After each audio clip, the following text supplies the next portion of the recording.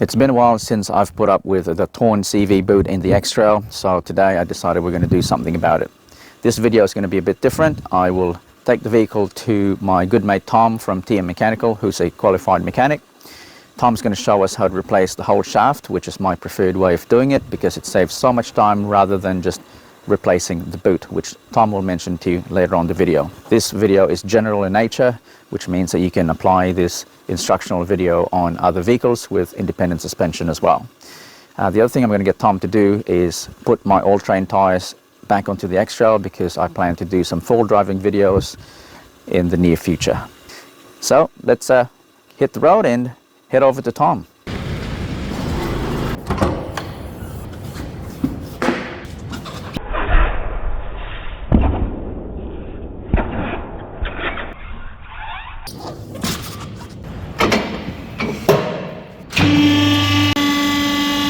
G'day guys, I'm Tom from Tyre Mechanical. Today we're going to be working on Marvin from RuggedLife's xtrail. We're going to be replacing his CV shaft and I'll give you some tips on how to prolong the life of your CVs. We're also going to be replacing the tyres that are currently on it with his all-terrain so he can go and do a bit of off-roading. I'll give you some advice on how you might be able to prolong the life of your CV shaft. When you're off-roading, when you're on hard locks, it's probably a good thing to always try not to give it hard throttle or acceleration, especially on rocky ground or even in sand on hard lock, because your CV shaft will be on its full angle and there's a lot more stress that's given through the shaft and through those balls in the CV. So it always pays to just try and ease the throttle when you're on full lock. Also when you're on rough terrain, on rocks or something that you're trying to lug through, such as sand or mud, don't try and floor it too much if there's a possibility of a wheel lifting and then suddenly impacting the ground, because the sudden jolt of the tyre trying to get the traction can cause a lot of torsional twist on the shaft that can do a lot of damage inside your CV if it's already weak. So the first thing we're going to do is remove the wheel from the vehicle, and then we're going to remove the nut from the CV shaft that pokes out through the knuckle in the hub. And then once that's removed, we'll take out the top two lowest strut bolts on the strut assembly onto the steering knuckle, and then once they're removed we'll take out the ABS speed sensor so that doesn't get damaged, and then we'll remove the tie rod end off of the steering rack. So if you're going to tackle this at home, when you're removing the ball joint for your steering rod, not everyone's going to have a ball joint separator, so I'll show you a different way to do it if you don't have one of these.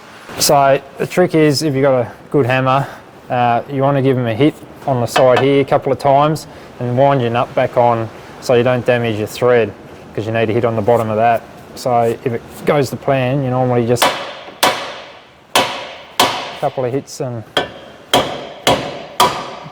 just like that, wind your nut off, and that's how you can do it. So now that we've got the ball joint out for your steering rod there and we've got all the rest of it apart, it should just fall forward like that. That'll drop. As you can see, I've got the ABS sensor out so we don't damage that. It'll come straight out of the knuckle now like that, and then we've just got to get up inside here and undo the 4 bolts what the flange is bolted to.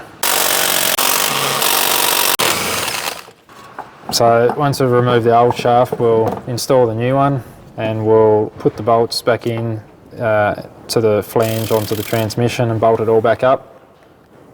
And then once that's all bolted up, we'll then insert it back into the hole here into the steering knuckle and line the splines up where it comes out through there. And then once that's all lined up and in, it'll poke out and we'll put that nut back on.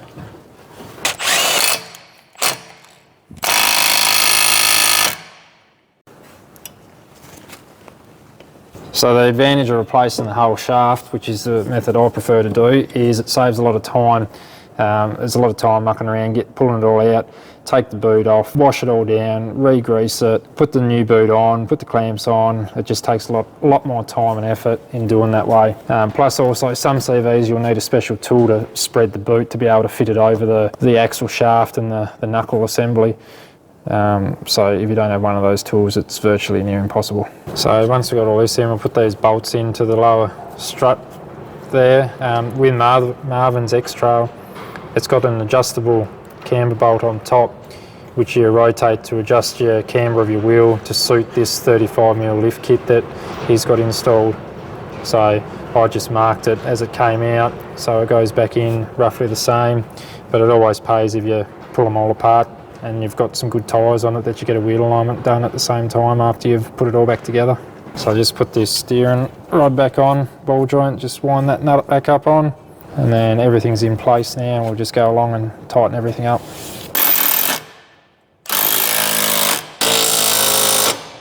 Now that we've got the bolts back in the bottom of your strut, we're just putting on the ABS harness and the brake line. So normally we'd, at this point, we'd put the wheel back on the vehicle and tension the nuts, but with this case it's going to be a little bit different because we're going to replace these tyres with these all-terrains.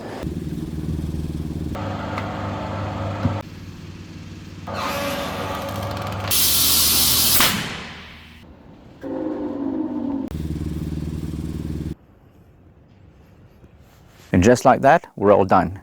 So now you know it's better to change the entire shaft rather than just the CV boot. Hope you learned something today, guys. If you have, don't forget to like the video. If you haven't, subscribe to the channel. The xtrail is ready for some full driving, which we'll do soon.